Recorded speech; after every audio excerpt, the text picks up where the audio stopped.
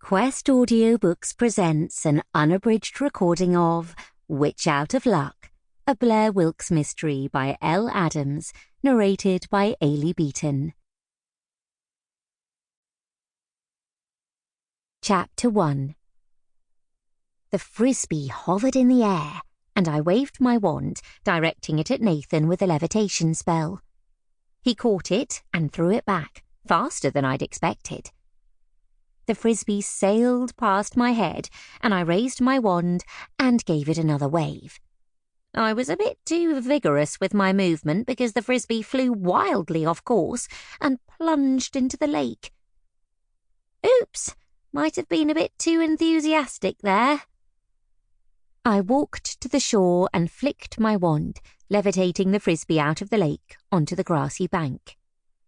"You're getting good at that spell," Nathan commented. Heat rose to my cheeks.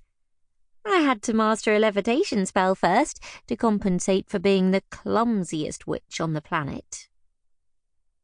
Another flick of my wand brought the frisbee into my hand, and I threw it at Nathan again.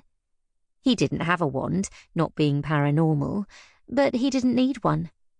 As he caught the frisbee in one hand, he received several admiring glances from the academy students further down the lake shore.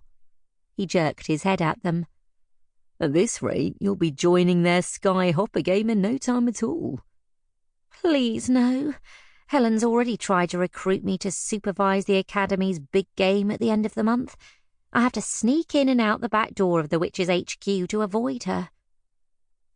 The only activity I hated more than playing team sports was watching team sports, especially if there was still a risk of being hit in the face by a projectile. Sky Hopper was a complicated game involving two teams, in which the aim was for each team to pass a series of hoops along a row of players, without the opposing team taking the hoops away first. There had already been at least one argument among the students by the lake about who got to be the vultures, some of the most important members of the team whose goal was to steal the hoops from the opposing players. Nathan chuckled. "You never know unless you try." The frisbee soared above my head.